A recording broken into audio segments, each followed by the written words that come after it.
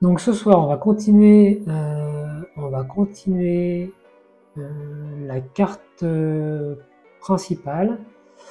Donc oui, je disais que sur cette carte-là, en fait, ça me plaisait pas. Je l'ai redessiné et donc j'ai commandé le PCB là cette semaine, en début de semaine.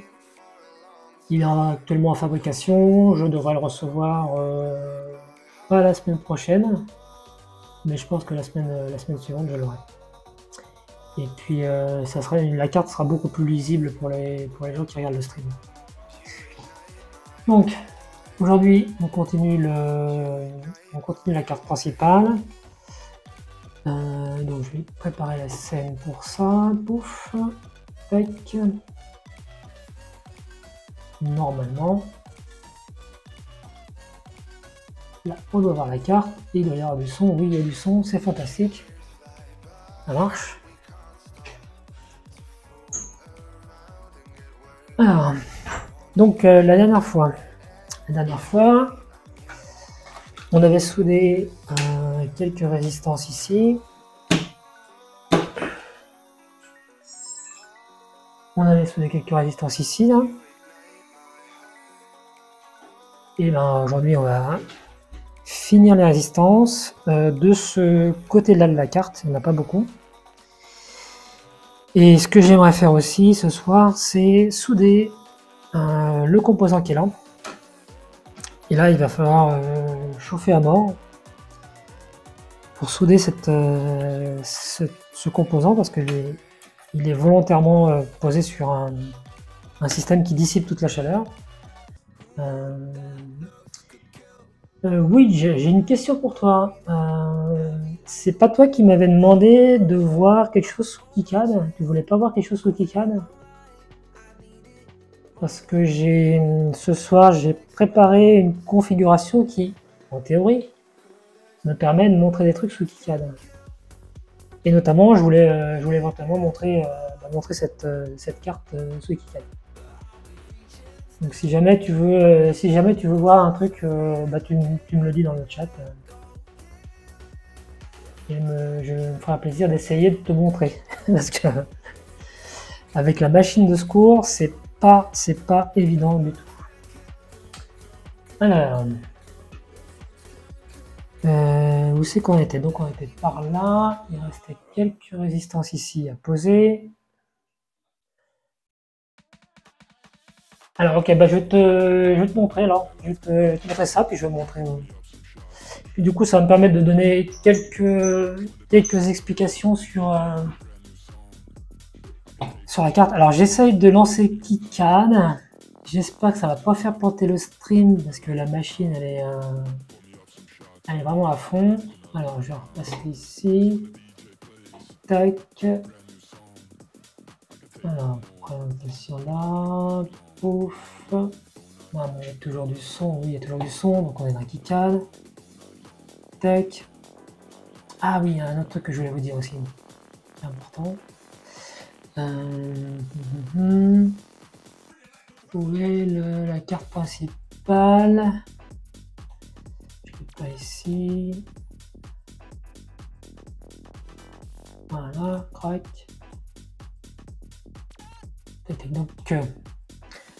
Donc KiCad, si tu connais pas du tout, ça te permet de faire les schémas. Alors ça va ramer, hein, vous inquiétez pas, c'est normal. Hein. Donc, là par exemple sur la carte principale, j'ai découpé le schéma en 8 portions. Donc il y a la partie data, donc pour le Nibus. Il y a la partie du coup adresse. Hein. Il y a d'autres parties, il y a les grandes. Non. Voilà. Et là, c'est par exemple la partie un peu complexe, qui est la partie pour gérer toute la partie console, donc la série d'interrupteurs et de voyants. Et donc après, on peut dessiner le PCB. J'espère que ça va pas ramer trop. Voilà. Donc la carte qu'on est en train de faire, donc du coup c'est celle-là. Donc là on voit toutes les pistes, voilà, puis on peut dessiner les pistes, on est assisté dans le dessin des pistes. Du coup je vais juste vous expliquer 2-3 trucs là-dessus. Sur cette carte là, ici on va retrouver la partie le pilotage du bus de données sur le Nibus. Ici on va avoir la partie adresse, donc gestion des adresses.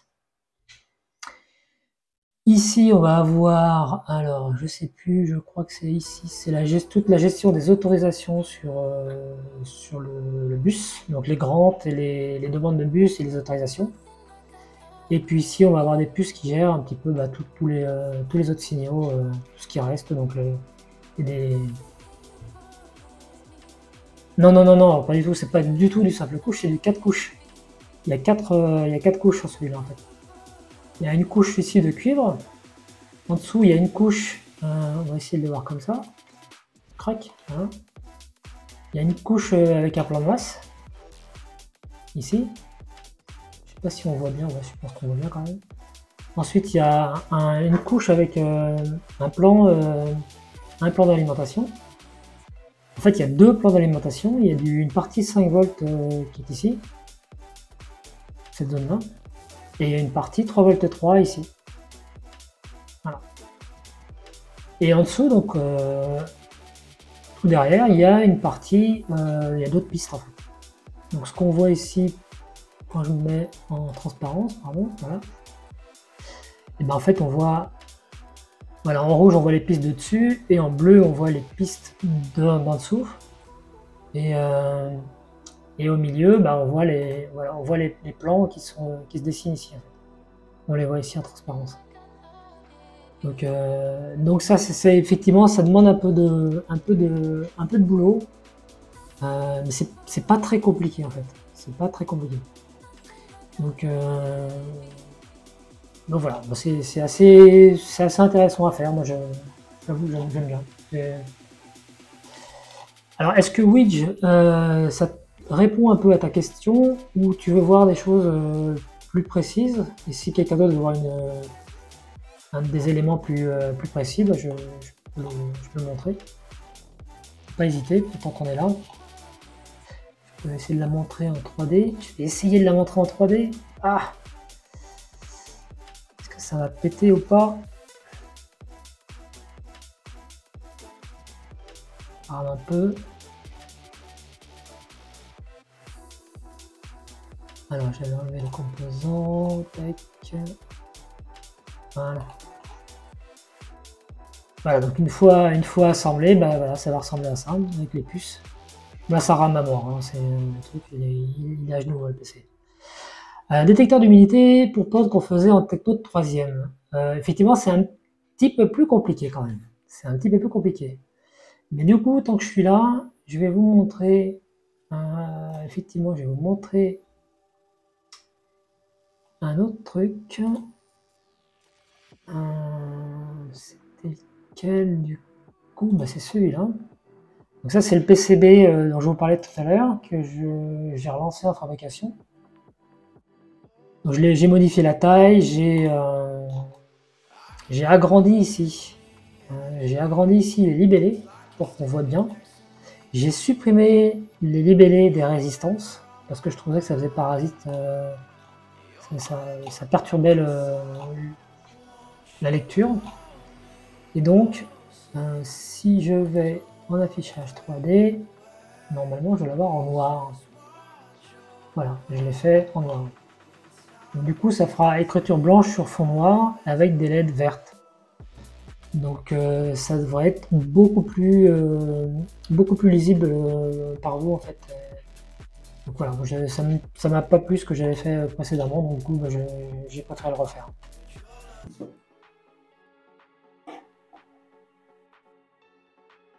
Alors, donc là on va souder, il me reste 8 à mettre ici. Hein.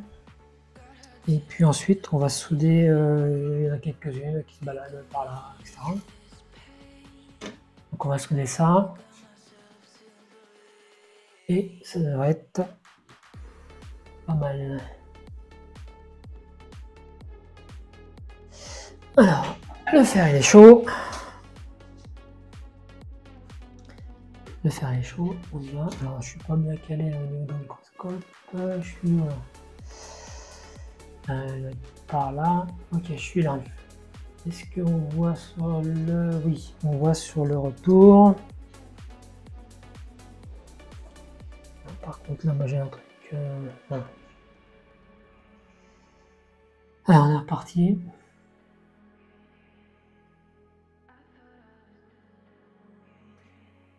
Sinon Frigix, tu es toujours là.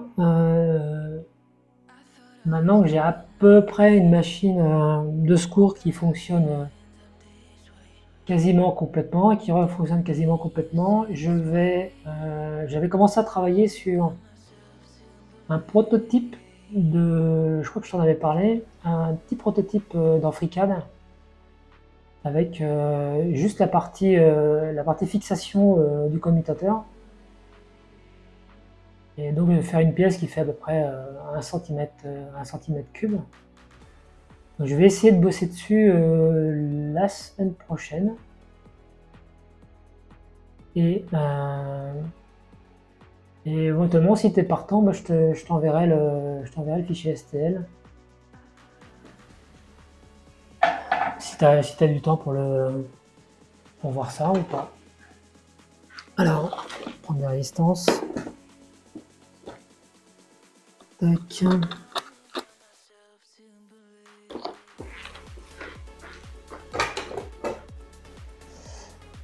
Alors.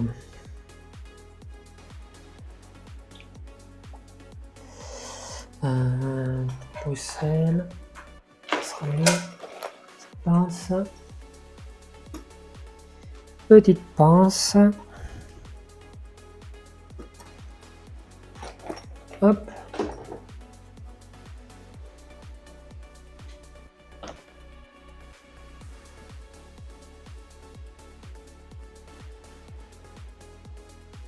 Alors.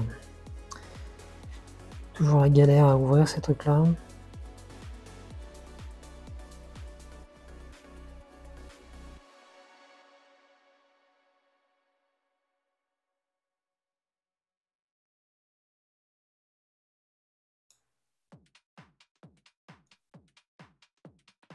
Ah, ça va casse-pied ça.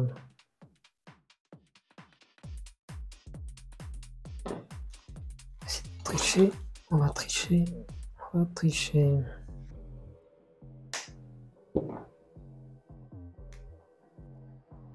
On va essayer de tricher.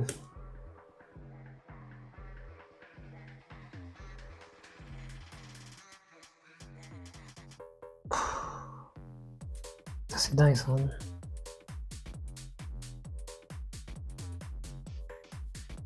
Ah, j'arrive pas à les ouvrir les trucs. Pellicule là. Ça y est. Enfin.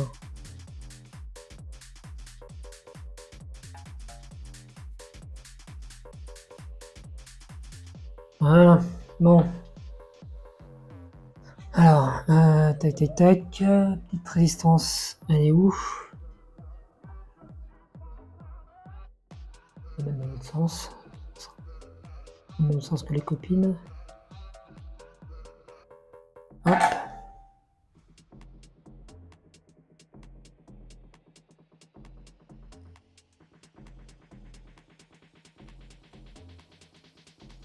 Donc, je sais pas quand est-ce que cette carte sera terminée. Peut-être que je vais streamer un peu plus pour avancer plus rapidement, parce que sinon ça risque. Cette carte là, elle est quand même va être assez longue à faire. Donc si j'ai pas envie que ça dure 6 mois la fabrication de cette carte, je vais peut-être streamer un peu plus.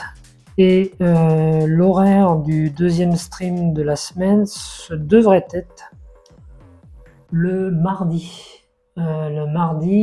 Entre 18h30 et 20h à peu près. Donc juste avant Emile.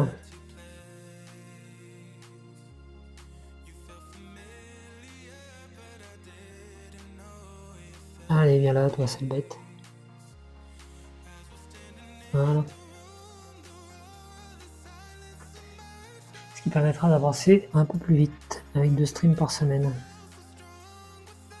Et je pense que ça, pour la suite aussi, ça va être un peu plus sympa parce que la suite, il y aura plein de choses à dire, à expliquer. Alors, cette carte correspond à une carte du matériel d'origine? Eh bien, non. Non. Non. Cette carte-là, non. Alors, je saute ça.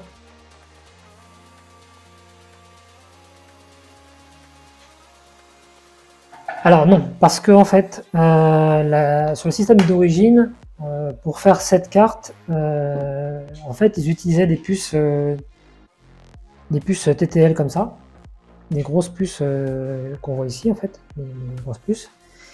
Et en fait, il fallait plusieurs cartes pour faire toute cette carte. Parce qu'en fait, ce qu'on n'a pas encore bien vu, c'est que ici, en fait, de l'autre côté, hein, pouf. Alors voilà ici. Ici, moi j'ai une autre carte qui va venir se plugger, dont j'ai fait le prototype il y a déjà 1 an et demi, et qui va venir du coup piloter toutes les puces autour. Et donc cette carte qui est ici va remplacer au moins 7 ou 8 cartes du système d'origine. Donc l'idée c'est d'arriver à refaire fonctionner le système comme l'original, mais avec des puces qu'on peut trouver aujourd'hui. Parce qu'il y avait des puces de toute façon qu'on trouve plus dans le commerce aujourd'hui. Ils sont plus fabriqués.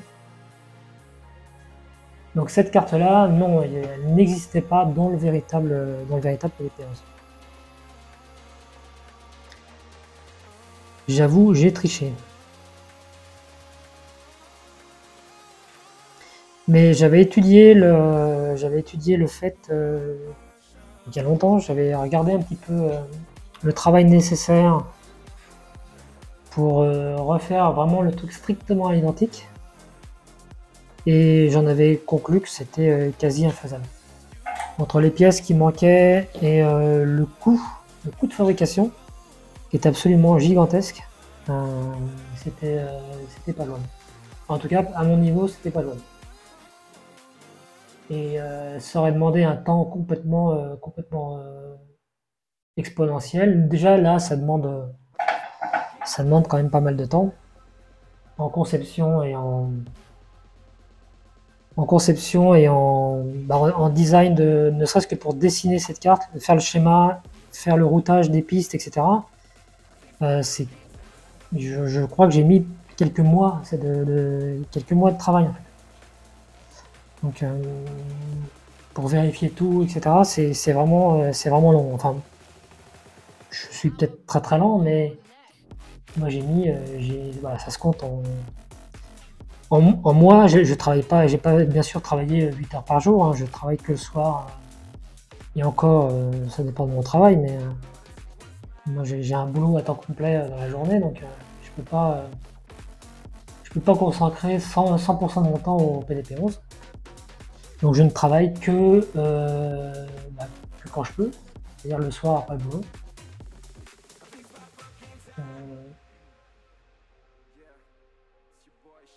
Donc voilà, donc oui, effectivement, je vais avoir un niveau d'intégration plus élevé. Mais dans 5 ans, dans 8 ans, si quelqu'un veut refaire ce que j'ai fait, on va toujours trouver les composants. Par exemple, sur cette carte-là, j'ai changé un truc par rapport à la V1. Est-ce qu'on voit bien là? Hop, on va pousser un peu par là. Voilà. Sur la V1, ici, il y avait moins de puces. J'avais trouvé une puce qui était vachement bien, qui me permettait d'avoir qu'une seule puce qui gérait toute cette partie-là.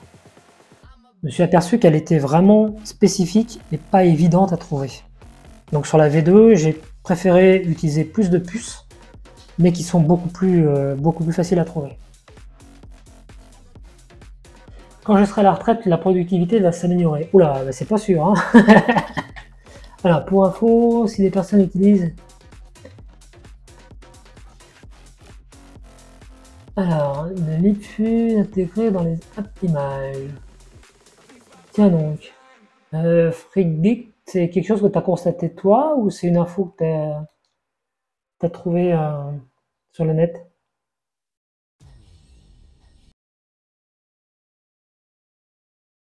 Salut les ados, comment vas-tu?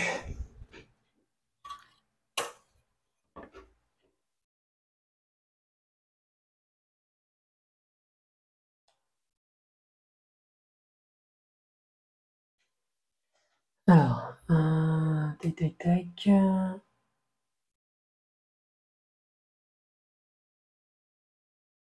Alors, je bosse sur quoi ce soir? Ben, comme je montrais là, je pense que tu as vu un petit peu la carte. Je bosse sur la carte principale du PDP-11. Et donc, c'est celle qui va donner, c'est cette carte-là qui va donner vie à tout le système. Donc, une fois que cette carte-là sera montée, il va commencer à se passer des choses intéressantes. Mais, mais pour l'instant, il faut la finir et c'est pas de la tarte. Alors, je vais la mettre comme ça. Voilà, ça sera peut-être plus simple. Ah bah j'en ai oublié une. J'en ai oublié une.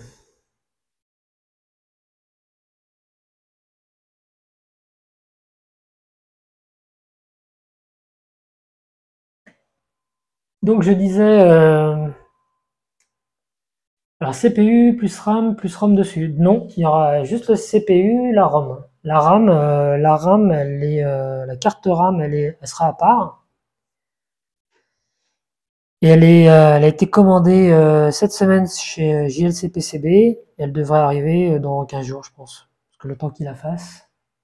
Donc, bah, en fait, je l'avais déjà montré, c'est cette carte-là que j'avais déjà faite. C'est la carte mémoire. Donc, carte mémoire vraiment compatible 100% PDP-11. Enfin, en théorie. J'ai pas pu le tester sur un véritable.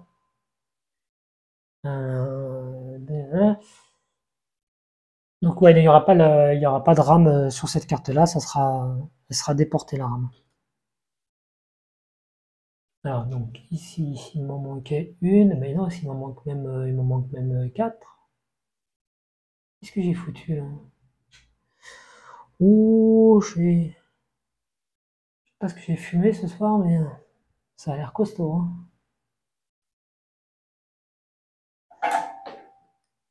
Si j'oublie la moitié des résistances, ça pourrait pas être copain là.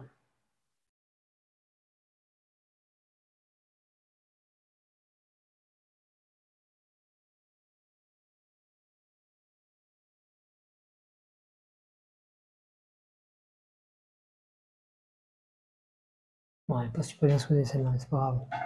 Alors, sur cette carte-là, donc là, je vais remontrer ici, ce sera peut-être plus simple. Voilà, encore un petit peu, viens ici toi. Voilà. Donc ici, toutes les résistances, elles sont mises. Donc je vais pouvoir passer aux autres qui sont ici, et puis ici, il y en a quelques-unes, il n'y en a pas beaucoup, hein.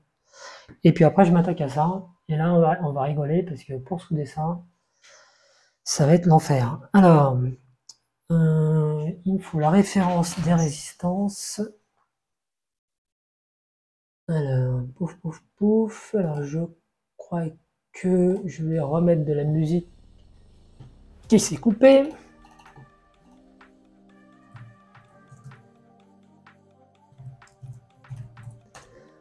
Ensuite, là, je suis en train de vérifier. Ouais. Je suis en train de vérifier la valeur des résistances que je dois mettre. Ah, ça rame mort. Donc c'est des 100 kg, il y en a 6, c'est R603, R601, R603, R601, R16. Ok.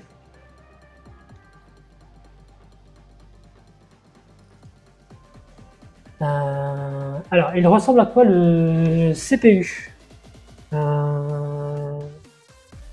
Tu parles de quel CPU, Visdo?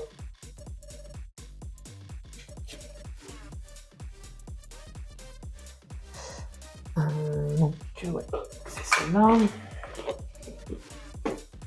Voilà, ok. Attends, je vais te montrer ça. Je prends juste les résistances. Il me faut. Alors en fait, je vais en parler un peu plus tard. J'en parlerai. Je vais faire des streams là-dessus. Bah, d'ailleurs, il est où? Où il est? Où il est? Il y a il commence à y avoir un bazar là sur mes trucs. Hein. Ça devient inquiétant. Donc en fait, j'ai fait un prototype.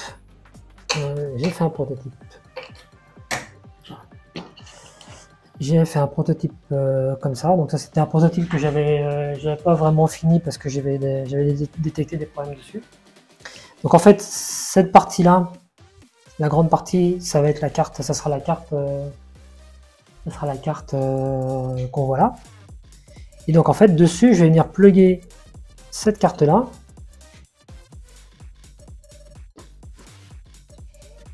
Voilà, j'enlève délicatement.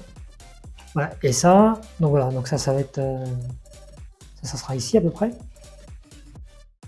Il y aura donc des petits connecteurs qui vont être soudés ici. Et donc, de ce côté-ci, ça va être comme ça. Il va y avoir ce petit module qui va se plugger dessus et qui, je ne montre pas complètement, mais voilà, c'est une puce comme ça. J'expliquerai ce que c'est. Et l'idée, c'est d'avoir une puce générique et un module générique que je puisse mettre dans toutes les autres cartes contrôleurs. Et donc, en modifiant la programmation du module, je vais pouvoir refaire des cartes de contrôleurs différents, en gardant la compatibilité PDP-11 à ce niveau-là. Donc en fait, voilà, c'est une petite puce comme ça. Je sais pas si on la voit. Voilà. Bon, donc elle est générique dans le sens où il y a plein de ici il y a plein de petits cavaliers que je peux changer, que je peux modifier pour m'adapter à des configurations différentes. Mais l'idée c'est pour cette carte là de mettre le programme dans cette carte, le programme du CPU et le minimum, enfin le CPU, et de faire tout le reste avec des vraies cartes à l'extérieur. Est-ce que ça répond à la question Visado ou pas du tout?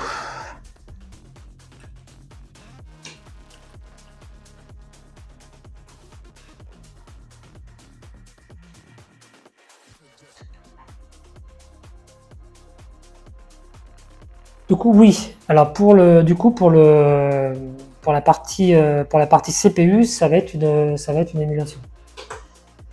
Parce qu'effectivement, c'est ce que je te disais tout à l'heure, c'est que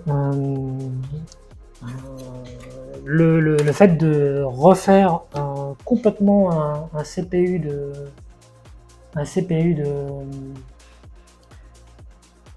PDP-11, c'est un truc de malade, quoi. Donc c'est un truc de malade. La puce émule le CPU, tout à fait. Enfin, pour l'instant, elle émule rien du tout parce qu'il n'y a pas du tout de code, mais elle va émuler un CPU. Donc l'idée, c'était de vous montrer aussi comment on peut faire pour émuler un CPU avec ce genre de puce. Puisque c'est déjà quelque chose que j'ai fait avec la V1, c'était pas la même puce, mais c'était une puce beaucoup moins puissante. Mais c'est quelque chose que j'ai déjà fait. Donc, voilà. En fait, c'est pas un CPU dans le sens actuel du terme. Alors, non, pas exactement.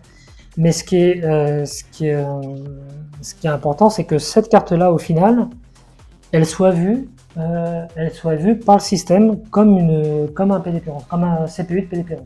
Elle doit se comporter comme un PDP-11, comme un CPU de PDP-11.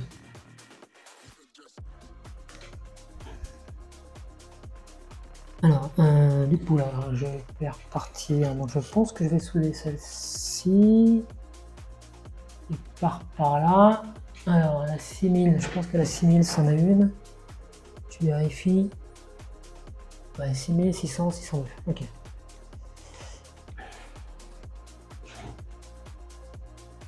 Alors, attention. Cette carte-là, alors, Cette carte-là,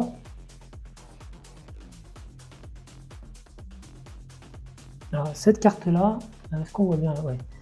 Cette carte-là, oui, elle est multifonction. Cette carte-là, que je suis en train de faire ce soir, c'est vraiment une carte qui sera dédiée pour le fonctionnement du CPU. Parce qu'en fait, elle a des parties qui sont vraiment spécifiques au CPU du PDP-11, notamment toute cette partie-là, qui va gérer qui va gérer tous les commutateurs, les voyants en façade du PDP-11.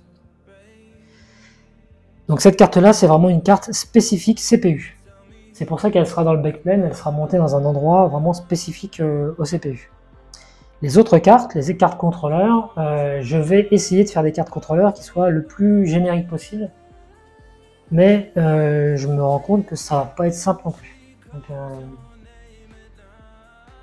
alors, je ne dis pas encore ce que c'est que la puce. Je tease un petit peu, enfin je garde le suspense. Qu'est-ce que...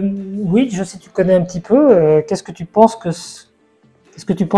trouver dans cette puce? D'après toi, qu'est-ce que ça peut être?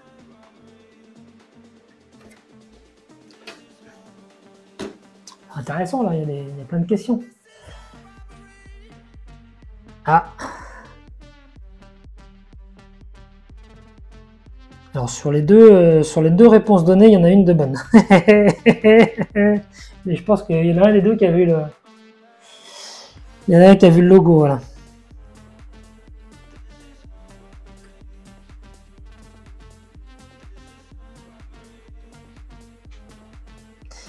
Alors j'expliquerai, alors j'ai prévu d'expliquer la raison pourquoi j'ai choisi ça.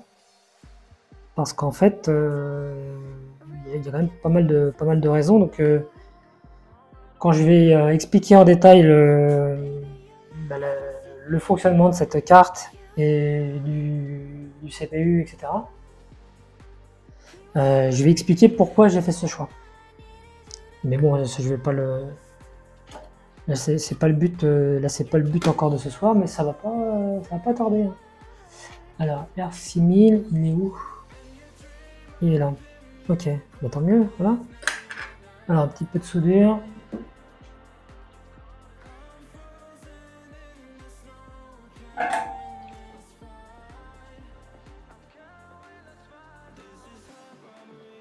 Hop, une bestiole à souder. Voilà. Tac. Alors, je vais vous donner quelques autres informations sur cette carte-là. Si ça vous intéresse.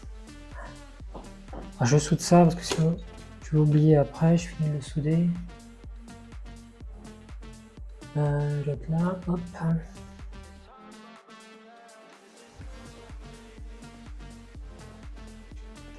Voilà.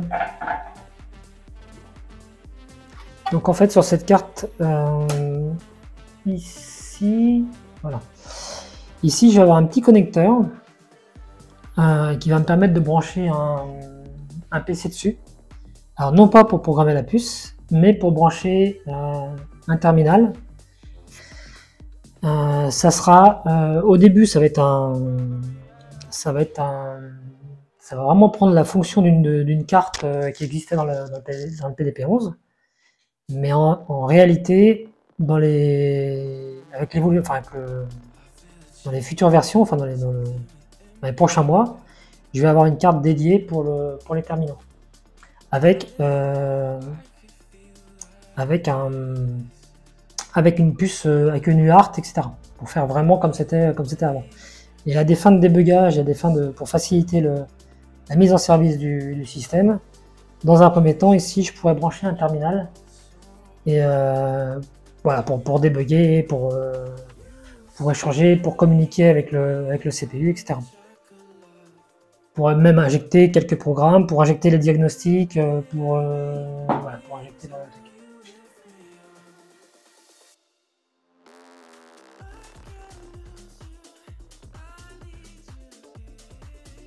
Alors, tu pourrais héberger un BBS ton PDP? Ben, je pense, ouais. Il y a plein de choses à faire, hein. J'ai plein d'idées. Une fois que le système va fonctionner, il y a plein de choses que j'ai envie de faire avec les viewers.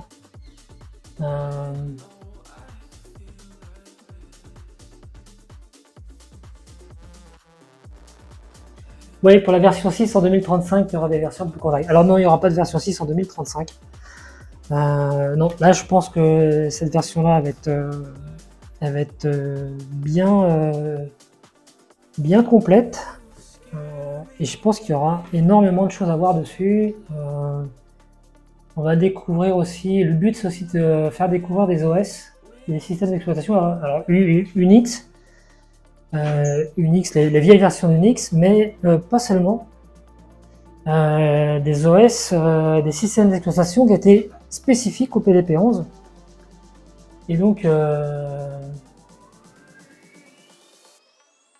notamment un OS qui s'appelle RT11, qu'on apprendra. Je vous montrerai comment ça marche. On essaiera plusieurs OS. Il y aura le RT11, RSTS, RSX, Unix, je sais plus qui d'autre, mais voilà. Donc il y aura pas mal de choses à voir. Et ce qui est impressionnant, c'est par exemple RT11. Je relisais encore un article là, récemment dessus. J'ai paumé une bébête. Elle est là, sale bête. Je lisais un article récemment dessus, c'est que RT11 par exemple, le noyau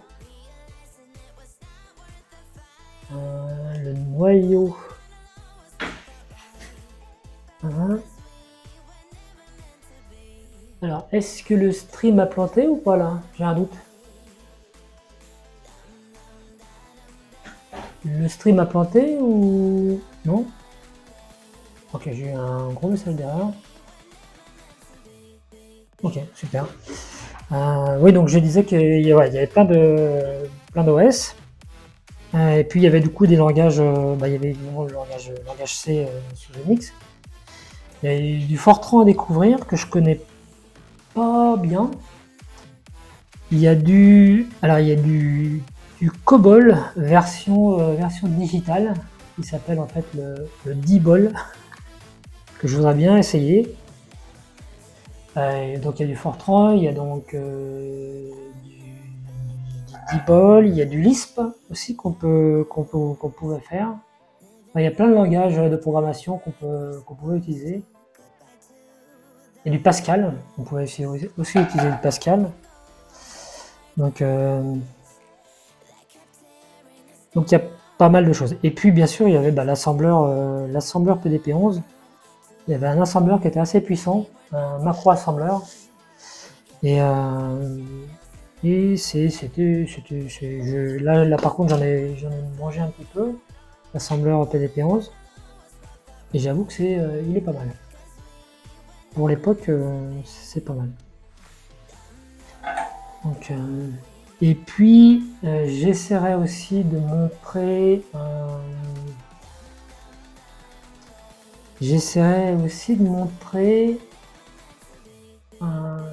comment fonctionne un debugger. On essaiera de comment un processeur peut faire des points d'arrêt, des exécutions pas à pas. On essaiera de faire un mini GDB en langage, en assembleur PDP-11. Donc il y a plein de projets. Voilà. Donc, pour ça, il faut que cette carte fonctionne. Déjà, il faut qu'elle soit finie. Il faut qu'elle fonctionne. Et ça va mettre un certain temps parce qu'il y a énormément de choses à coder. Ça paraît pas. Ouais, ce sont des langages de mon époque, le Java de l'époque. Alors, le COBOL, ça a été extrêmement utilisé. Hein. Ça a été extrêmement utilisé. Hein. Et Friggy, toi, tu en as fait du COBOL ou pas du tout?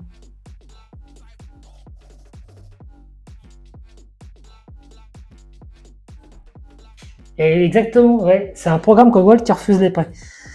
C'est sûrement ça, c'est probablement ça. Bon, c'est pas de la faute de COBOL, hein, mais alors si R16, R16, il est où R16? Où c'est qu'il est R16?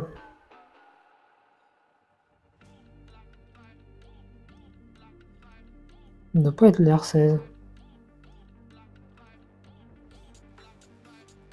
Où est R16? Il sera pas là non plus. Il est là. Ok, donc on va pas le soulever maintenant. Alors par contre, 606, 600, 600, 602, 606, 602. Donc 606, c'est pas ça.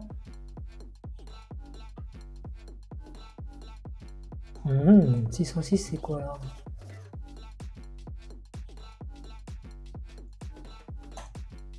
Ah, là. Ok, donc c'est pas bon, c'est pas le nom. Bah alors c'est quoi là? Ça c'est bon, tac.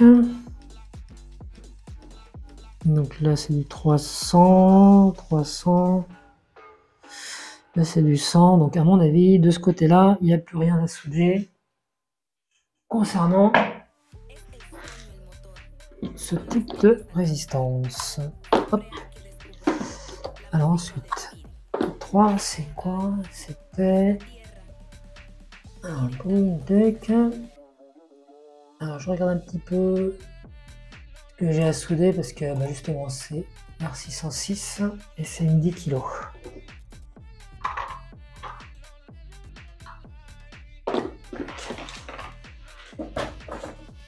Alors là, je connais un dev COBOL, il est pas près de manquer de taf.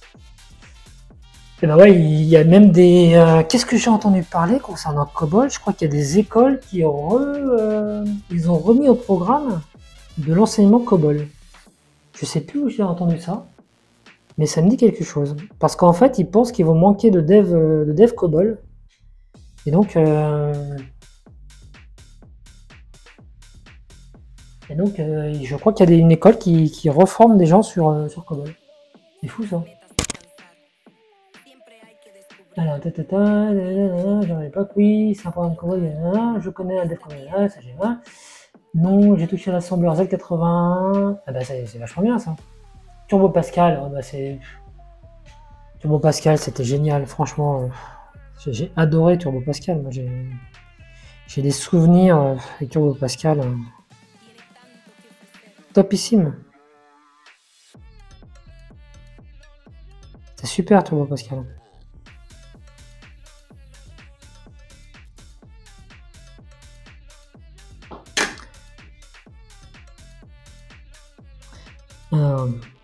Du coup, ouf, 606, mais ici. Clac, hop, petit coup de soudure.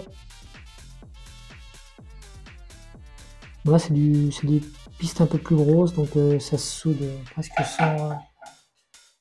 sans Team Casio, ouais.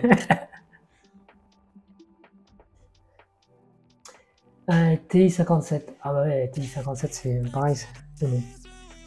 Cela ne nous rajeunit pas. Le clan des papy touchers, on va dire. Alors, elle est où celle-là? Elle est là. Donc, on va bien pouvoir la souder, ça sera pratique. Voilà, hop.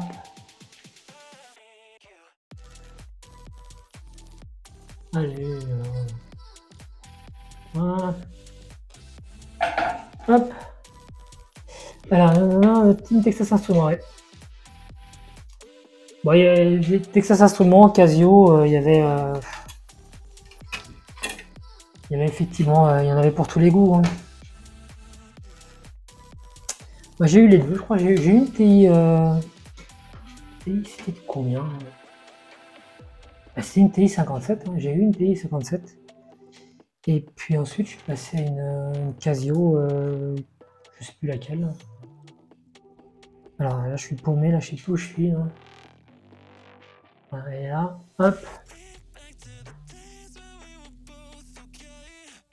Ah, la notation pour la note inversée. Une horreur. Une horreur.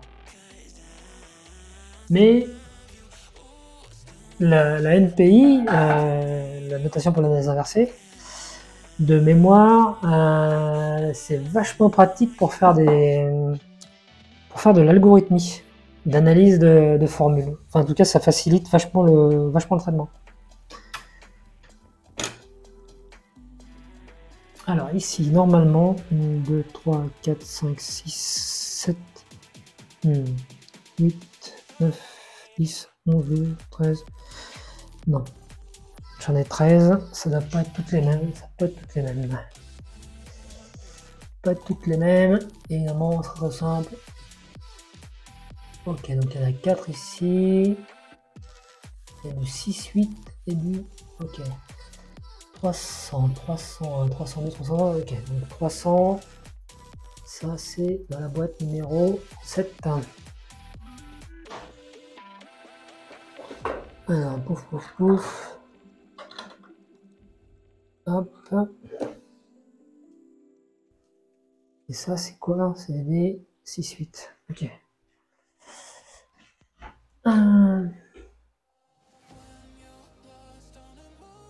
Alors moi, j'avais compris une époque le NPI, mais la NPI, mais là, enfin là, ce soir, je sais pas. Je me souviens plus. Mais pourtant,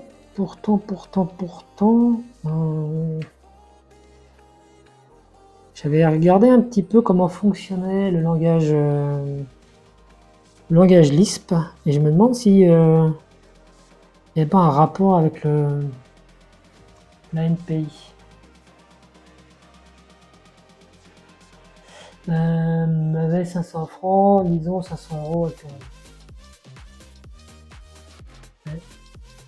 Casio Graph 60. Alors. Alors, tac, pouf, pouf. Alors, c'est ça, 300.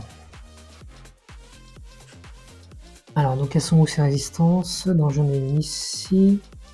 Mais là, je pense que j'ai une gourance. Ah ah. Je pense que j'ai une gourance. Alors, je suis où là? Là, je suis là. Je pense que j'ai une gourance. Parce que là, ça va être un peu gros, ça, non? Non, ça va passer.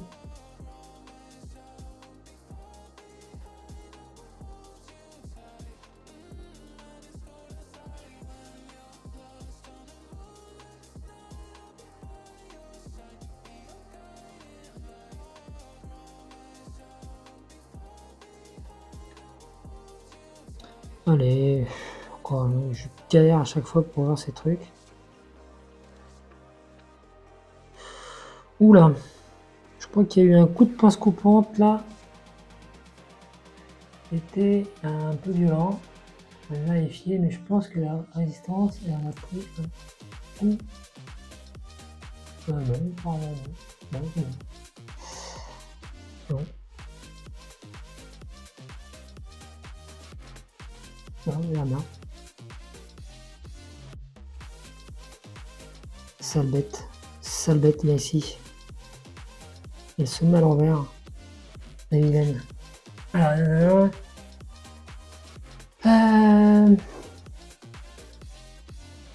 ouais, Lisp plus 1, de 3, ouais, tout à fait, ouais. Et le Worf. Ah, le Worf, c'est un langage que je connais pas. Et qui existe aussi sur PDP-11. Et ça me tenterait bien d'essayer aussi. Donc ça fait partie des choses que je voudrais bien essayer sur PDP-11.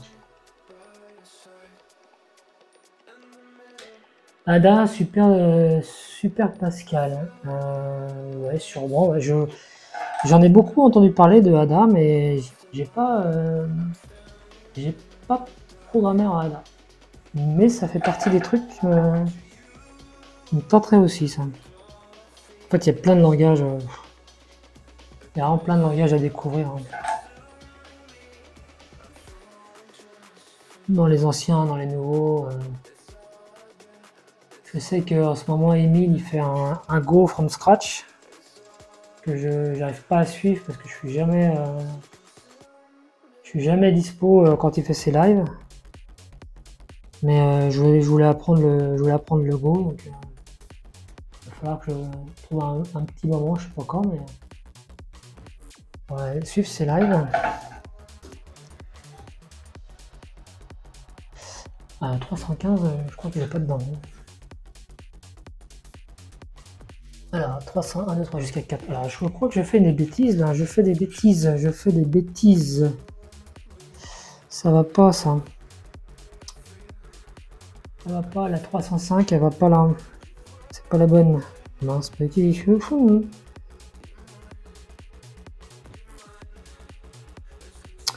Je m'ai trompé. Je m'ai trompé. 305, c'est quoi là? 305. Ouais, ben ça ira très bien avec les 10 kg, j'ai vérifié ce que c'est, mais 10 kg ça ira très bien. Il y a combien hein alors, 432, alors donc ça c'est. Alors du coup alors c'est quoi les 304 elles sont là. Je suis paumé les résistances, je sais pas où. Le langage le plus barré et le plus simple, 8 Brainfuck. Ouais, c'est.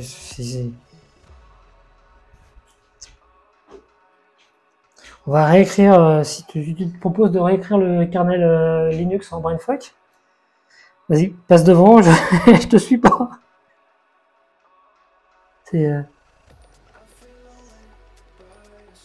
Alors, je crois qu'il y a plus bizarre que le Brainfuck. Enfin, moi j'ai trouvé des trucs plus bizarres. Il y a un langage graphique avec des couleurs en fait.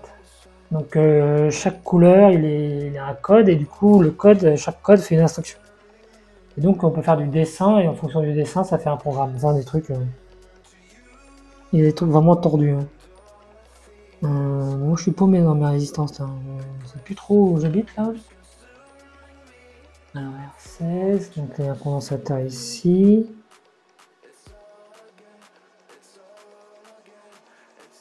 Je comprends pas là, je piche pas là, oui, sur ces résistances là. Le type 300. Ah, je suis aveugle comme glaçant, 127, 141, 305 sauf que c'est pas bon, 315 non plus, 431, 432, 401, 400. Mais sont où les résistances de 300, 304?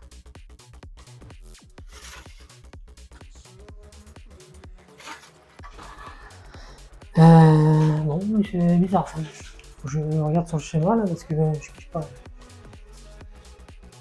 Alors, je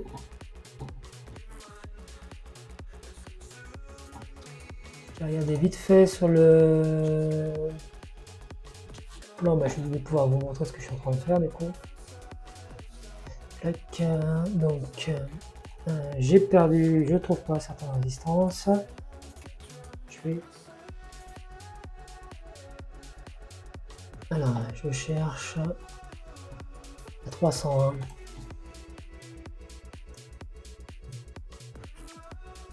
D'accord, elle est par là. Ah, d'accord, elles sont là. Ok, donc j'en ai pas besoin. Ok, c'est bon. Donc du coup, j'en ai pas besoin. J'en ai pas besoin maintenant de celle-là. Alors, tac. M'intéresse pas. Alors, du coup, on repart ici. Alors, J'avais lu dessus. Il commence à faire du Rust dans le noyau Linux, il paraît. Oui, oui, ça fait déjà quelques temps qu'il y a du Rust dans Linux. Ça fait déjà quelques temps. Alors, 1, 2, 3, 4, 5, 6, 7, 9, 10, 11, 12. Ok. Et 1, 2, 3, 4, 5, 6, 7, 8, 9, 10, 11, 12. Ok, c'est celle-là. Donc il ne me reste plus que celle-là à souder. Ça devrait aller vite. Pouf, pouf, pouf. C'est du 2 ou 4 couches? C'est du 4 couches.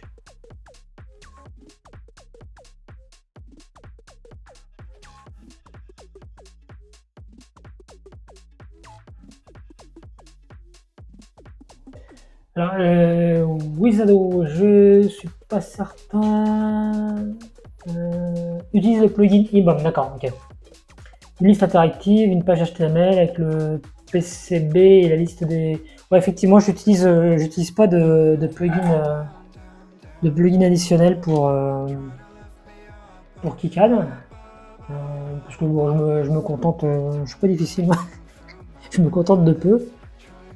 Mais je note ta remarque.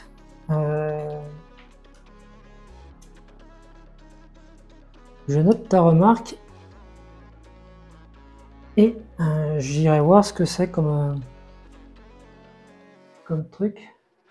Je sais que sur KiCad, j'avais des fois essayé des plugins, mais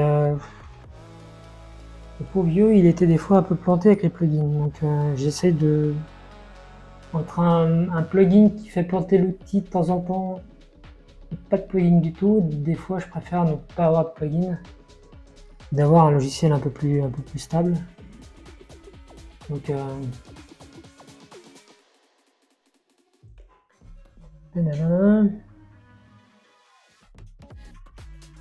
oui, donc tu peux avoir beaucoup plus de 4 couches, ouais, tu peux avoir... Je crois que le plus qui existe, c'est 32 couches, je crois. Je crois. Bah, c'est 32 couches, là, c'est pas... Là, c'est pour faire de la carte mère de PC ou de serveur ou de je sais pas trop quoi, mais c'est vraiment pour faire des gros trucs, quoi.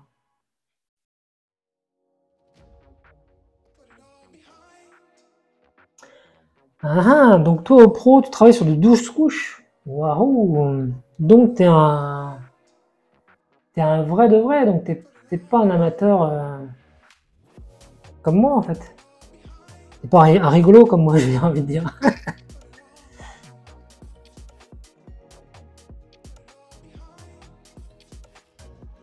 Rappelle-moi ce que tu fais comme boulot, Visédo.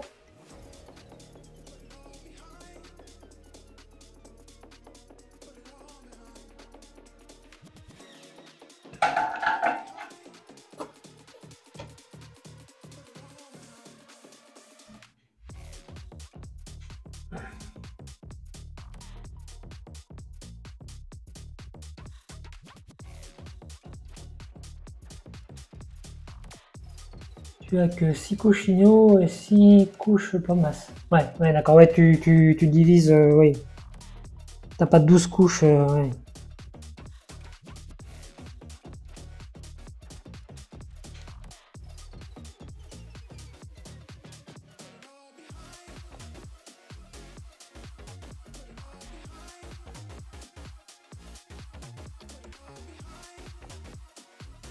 Il est embarqué. Waouh, c'est topissime ça. Donc effectivement, le FPGA n'a aucun secret pour toi.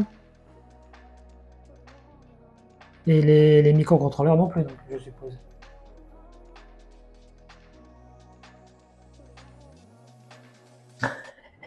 Ah tiens, une couche.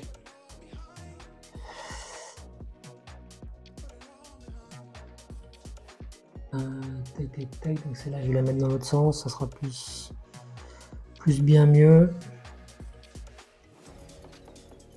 Et sur le FPGA, tu devs, c'est du Verilog, du VHDL, c'est du...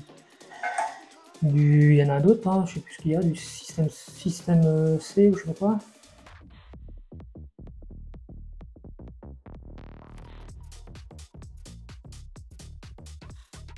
Ah, là, je sais, pour le MCU, d'accord. Et le MCU, tu bosses sur quel type de MCU?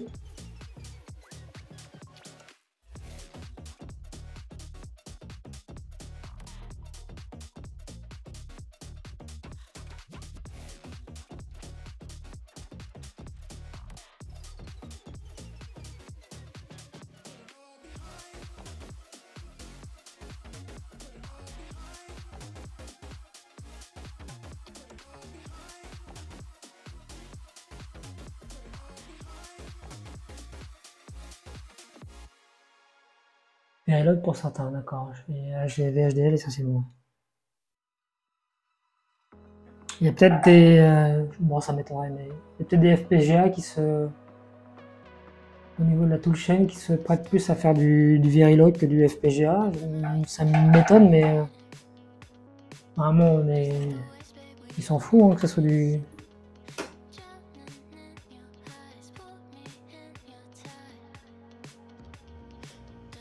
Pro essentiellement sur Microblast, Softcore ARM Linux. Ok. Et bah ça c'est cool. Donc tu vas pouvoir noter et corriger toutes les bêtises que je fais sur ce projet. C'est génial ça.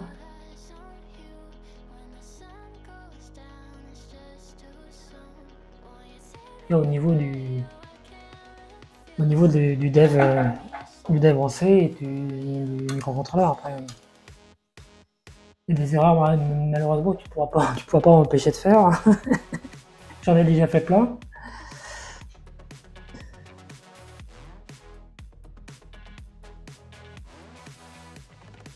Donc tu as fait aussi de l'ASTM, ESP, d'accord. ATmega, ok.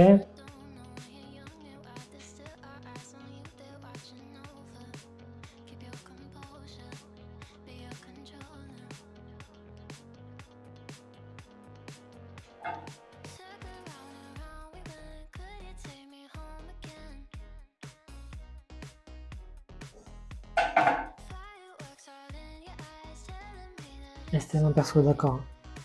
Ah bah c'est cool. Ouais, donc tu vas pouvoir participer activement au projet en fait. Enfin, si ça t'intéresse, hein, dans le sens où tu vas pouvoir aider à faire du code. Allez, mets-le dans l'autre sens. Oh, sale bête. Et là, hop.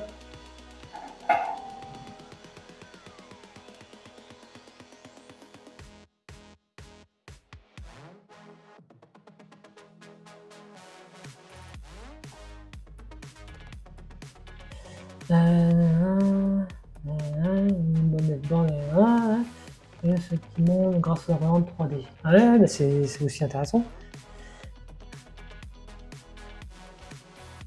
Bah oui, t'as le coup d'œil, ouais, c'est ça en fait. Tu t'es dit, tiens, c'est marrant, j'ai déjà vu ça quelque part. C'est pour ça que je voulais pas trop le montrer parce que je voulais en parler un peu plus tard sur la chaîne. Mais bon, voilà, donc ça y est, c'est fait, c'est fait. Hein. Alors, j'ai une question, Visado, par rapport à ce type de projet. Je sais qu'il y a des gens qui pensent que c'est une hérésie complète d'utiliser ce genre de puce pour faire ce genre de projet.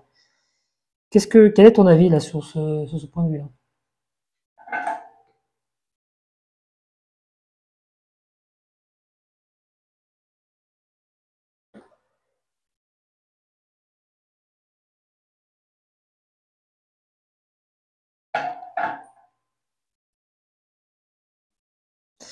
Alors, comment je vais essayer de... Bon, je ferai ça plus tard. C'est pas très grave, ça. Je ferai un petit coup de, petit coup d'air chaud. tout à l'heure.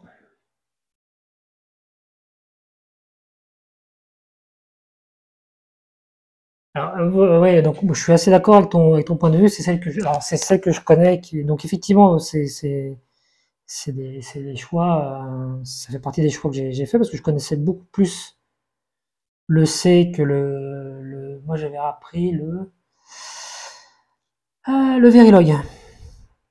Mais le problème du Verilog, c'est que, enfin le problème du FPGA en général, c'est qu'il y a il y a plein de choses qu'il faut recoder par soi-même. Alors c'est bon, on trouve des bouts de code, tout faits, mais quand il faut coder une UART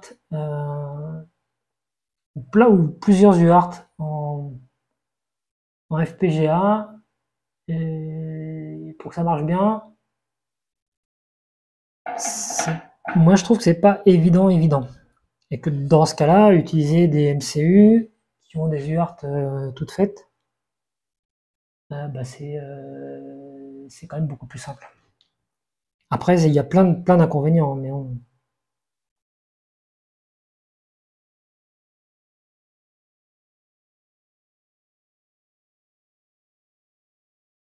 alors le but, oui, c'est de remplacer le matériel qu'on trouve plus, donc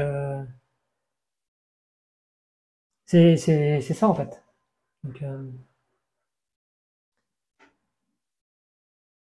c'est d'arriver à refaire refonctionner un système avec des composants un peu plus modernes qu'on puisse trouver, j'ai envie de dire facilement. Bon, en ce moment, c'est pas toujours le cas. Moi, j'ai eu de la chance. Je m'étais inscrit sur Mouser. Je leur avais demandé de me prévenir quand ils auraient du stock. Et ils ont eu un tout petit stock. J'ai raflé le stock. J'ai cassé ma tirelire, j'ai raflé le stock. Donc j'en ai des STM, j'en ai plein. Donc, des STM, j'en ai pas mal.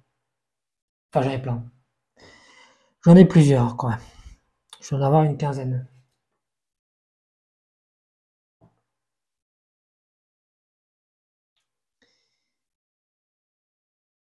J'ai pris tout ce que je pouvais, tout ce qui était possible de prendre, sachant on pouvait même pas les commander en plus grosse quantité. Ils avaient volontairement limité par commande.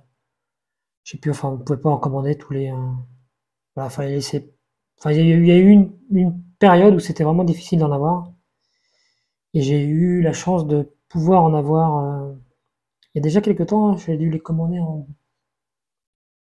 début 2022, je crois, je les ai eus. Ouais, je crois que c'est ça, début 2022.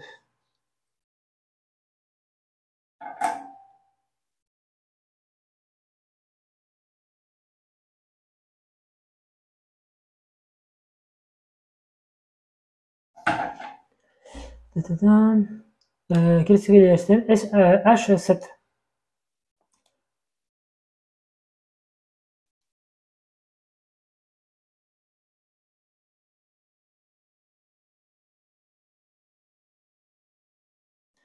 Alors, et figure-toi que j'avais un moment imaginé faire un mix entre CPLD et MCU. J'ai même imaginé un double MCU pour certaines parties. Mais j'avais effectivement, en fait, j'avais pensé faire un CPLD pour la gestion des transactions sur le bus, pour libérer le MCU, qui lui aurait fait le reste. Et puis, bah, ça devenait un peu complexe à faire. Donc j'ai un peu j'ai un peu plus simplifié le problème.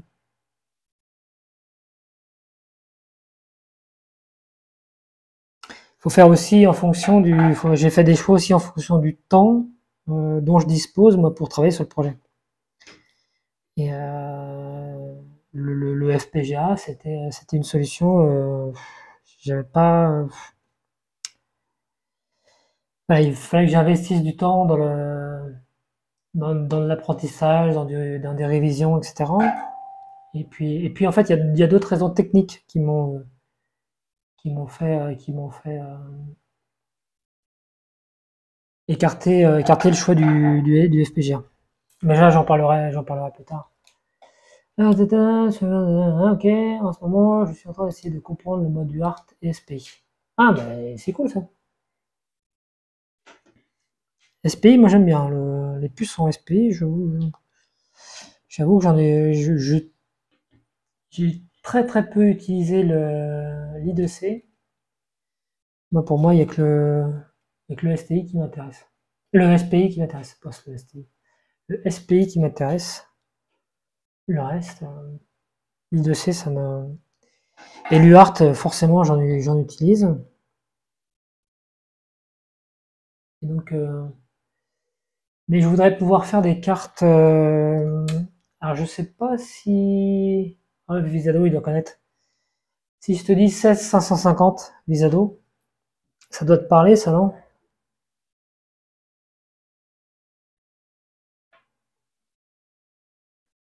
Oh, je suis perdu là. Et ouais, ouais, UART, TTL. Et je me renseigne en ce moment pour pouvoir, dans le futur, faire une carte pour le PDP-11 qui permettait de gérer entre, alors je crois que c'est 16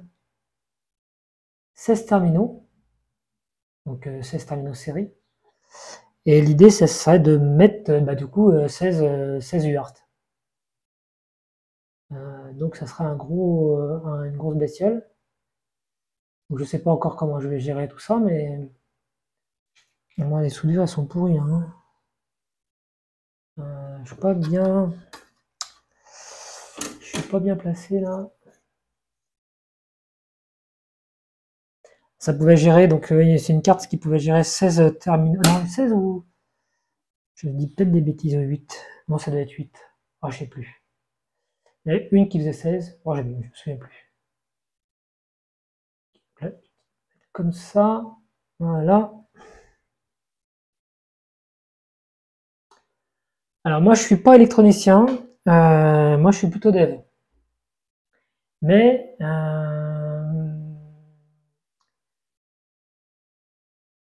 j'ai appris à l'école l'électronique. Et puis ensuite, bah, il y avait de la demande en dev. Et je me suis retrouvé à faire du dev plutôt que l'électronique. Et bah, il y a quelques années, bah, l'électronique, ça commençait un peu à me manquer. Donc j'ai voulu m'y remettre. Donc voilà, bah, je m'y suis remis. Et puis je voulais avoir un projet qui permette d'associer l'électronique et l'informatique. Et je me suis dit, bah, quoi de mieux qu'un ordinateur? Faire un ordinateur, ça va bien allier les deux.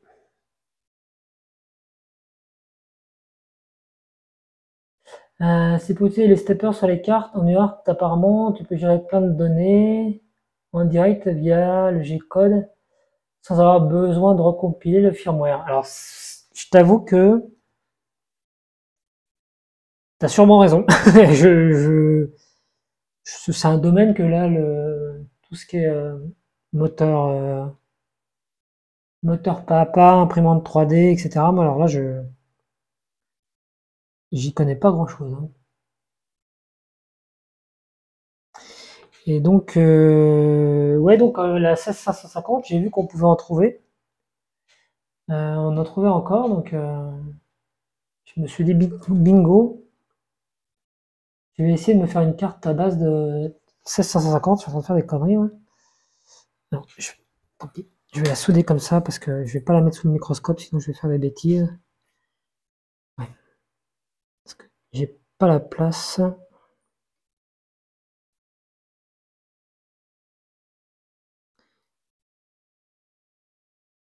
Voilà, clac. Ça va aller plus vite comme ça. Parce que ça, c'est de la grosse bébête. du 805, donc c'est de la grosse bête. Moi, je suis en train de faire quand même des soudures bien pourries, hein. Je fais des trucs, mais j'ai fait des soudures, c'est des trucs, ouf, crâne rien.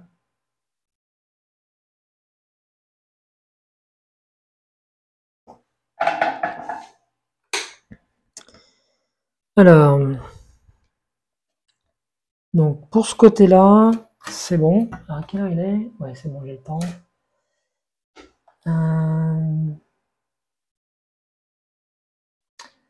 Voilà, pouf, pouf, pouf, pouf, pouf, pour éviter, AliExpress, c'est quoi? Je regarde.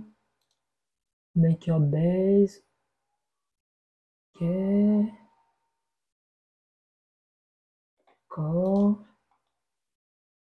clic. Alors Widge, ce que tu viens de dire, après ton propre ordinateur, tu peux faire ton propre OS. Eh ben, figure-toi que c'est exactement ce que je veux faire. C'est-à-dire que sur le PDP-11, j'ai envie de créer un OS qui sera un autre OS. Je ne sais pas, je sais pas à quoi il va ressembler, mais j'ai ça en tête. Donc effectivement, je vais en acheter une avec le kit. Ok, ok, ok. Alors, donc, là le but maintenant, et je pense que ce sera la dernière action pour ce soir, je vais souder cette bébête là. Et alors là, je vais m'amuser. Là, je vais m'amuser parce que il va falloir chauffer à mort.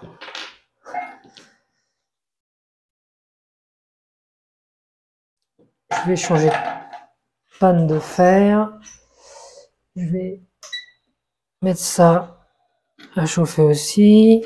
Il me faut, des PCB pour mettre en dessous, sinon je vais tout cramer. Donc, tac, tac, tac. Tiens, un vieux machin comme ça.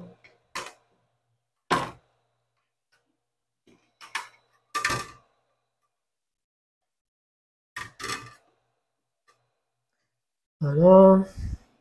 Tac.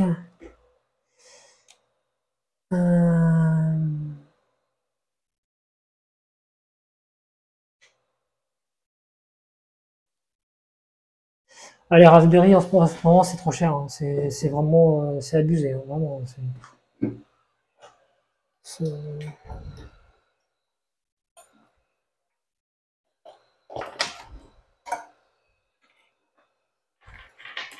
Et même à ce prix-là, on n'arrive pas à en trouver, donc c'est quand même dingue, hein. Ils sont difficiles à trouver, donc hop. Ah, coincé le truc est coincé. Voilà. Donc on va chauffer un peu la bestiole. Ah, c'est marrant, vous voyez pas le.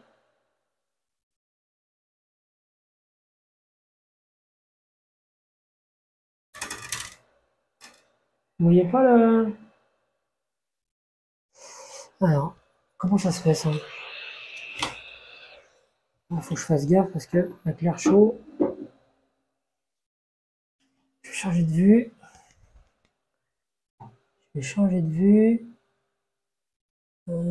Tac et tac.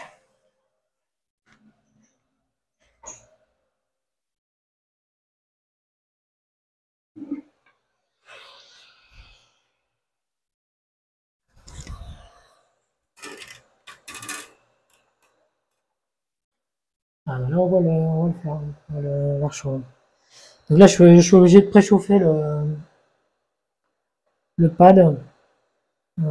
Sinon, j'arriverai jamais à souder le truc, hein. Alors, je sais pas combien de temps je vais le préchauffer, parce que là, il y a cette partie-là, et puis il y a la partie derrière aussi qui va dissiper. Donc, je vais aussi la dissiper, la chauffer. Il faut aussi que. Ouais, ouais, ouais.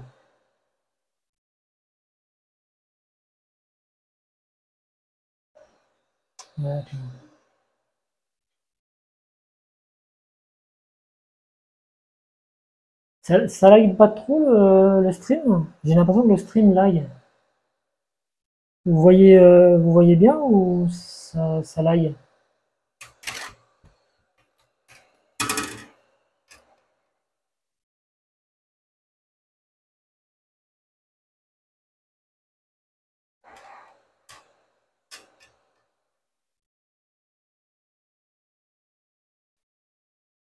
Ça lag ou ça lag plus ou il n'y a plus personne? Ah bon, si, le stream fonctionne toujours.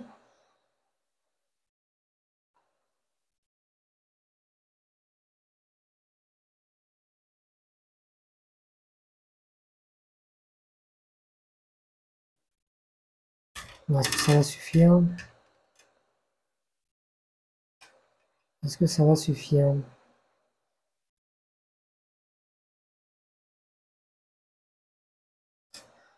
Ça devrait suffire, je pense.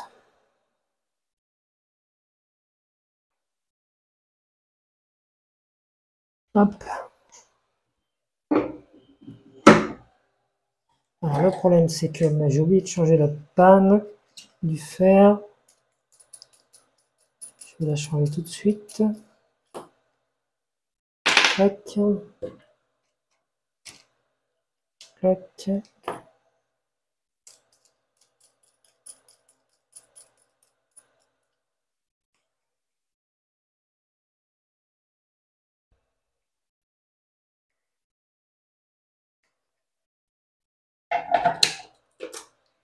Ah, pouf. On va la chauffer. Chauffer. Hop.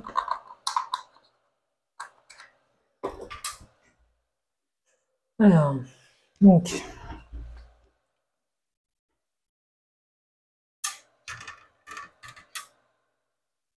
donc on va essayer de la mettre comme ça.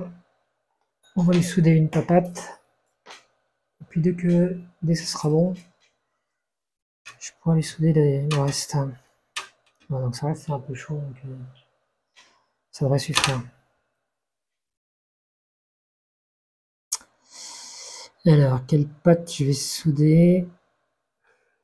Que ce soit facile à souder. Souder celle-ci.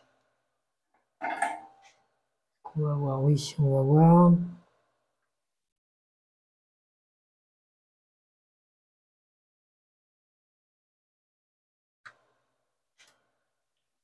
Hop.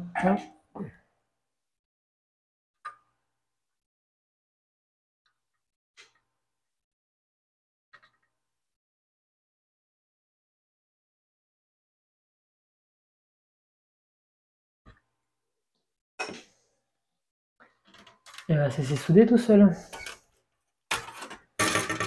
Pas de problème. Aucun problème pour le souder. C'est nickel.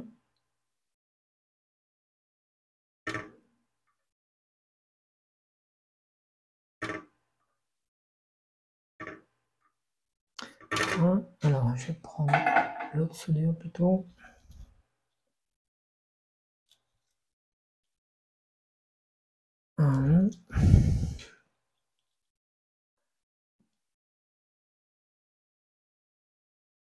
J'ai un clone d'Arduino Nano pour me faire un projet. Détecteur de mouvement ultrason. Ah ouais?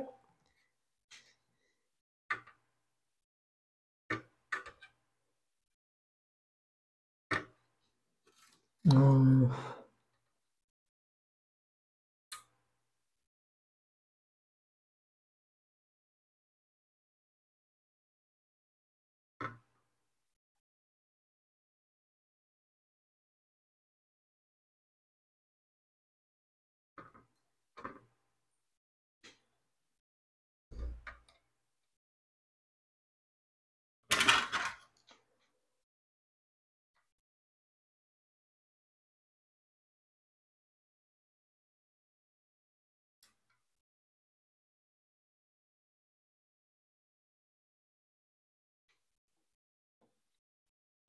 Je mets la dose de soudure.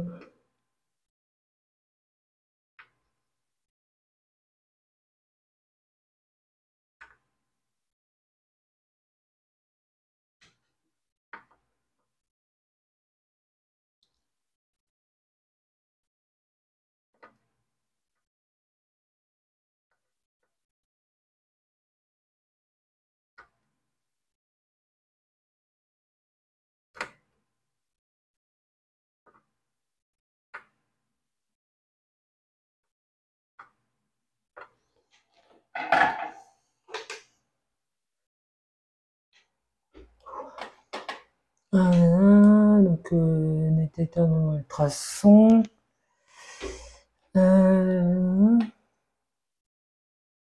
Était...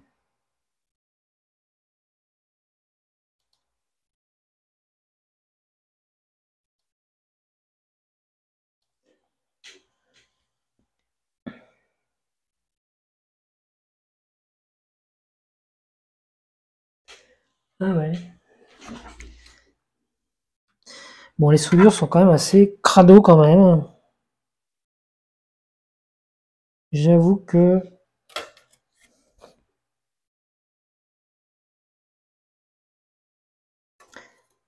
c'est pas très propre, mais ça c'est quand même soudé.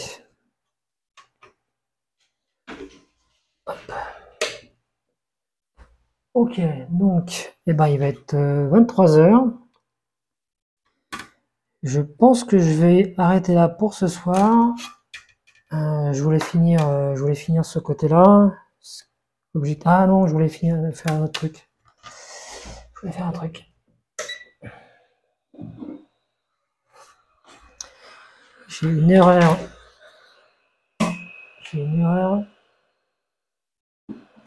Le composant que je viens de souder là, le gros là, c'est un régulateur de tension. Alors en fait, sur la version 1 du PDP-11 que j'avais fait, le 3 v 3 arrivait par un connecteur extérieur. Et j'ai trouvé ça pas super intéressant. Donc sur la V2, j'ai préféré intégrer le régulateur 5,3 volts. Et donc comme ça, j'ai pas d'autre connecteur et il prend le 5 volts sur le bus et puis ensuite il transforme en 3 volts 3. Alors donc j'ai une petite erreur ici.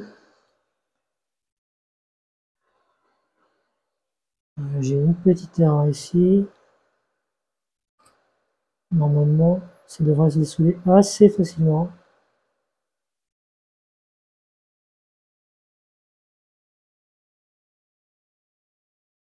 Voilà. Hop.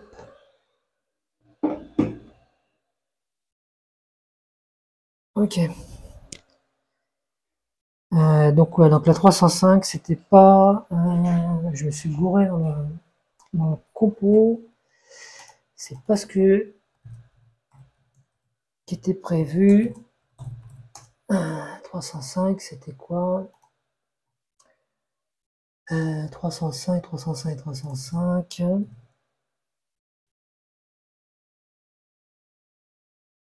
Allez où? R305. Ouais, c'est ça, c'est une 2,2 kg. C'est ça. Donc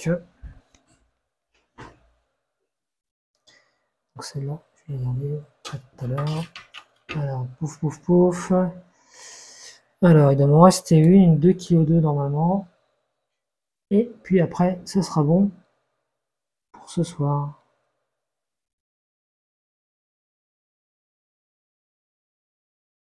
Alors, un petit coup de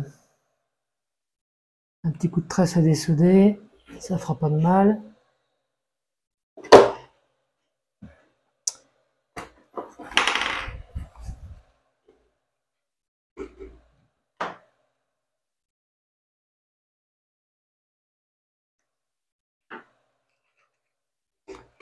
Hop.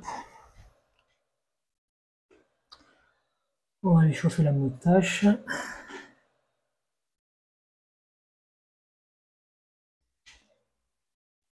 Quand l'air chaud était en route, vous l'entendiez beaucoup ou pas? C'était très gênant ou là il vient de se couper? Je sais pas si on entend beaucoup l'air chaud. Si c'est très bruyant sur le stream.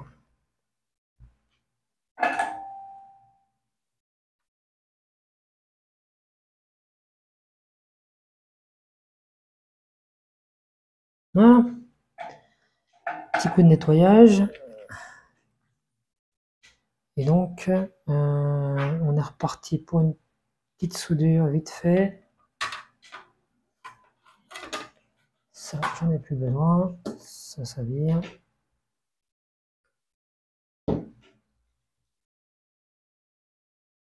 Ah, je suis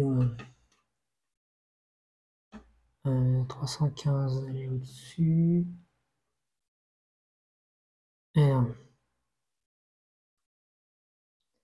Ce sera la dernière de la soirée. Hop.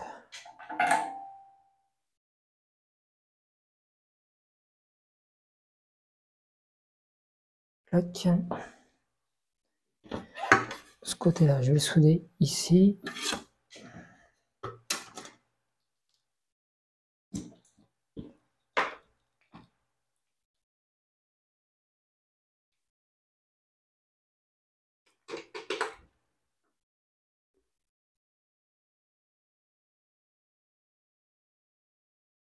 Voilà. Adjugé, crac. Ah, la musique s'est coupée. Et ben, ça indique la fin du stream alors. Ok, bon. Et ben moi je vais repasser. Ouais, je referai les soudures ici parce que c'est vraiment pas beau là. Je vais repasser de l'autre côté.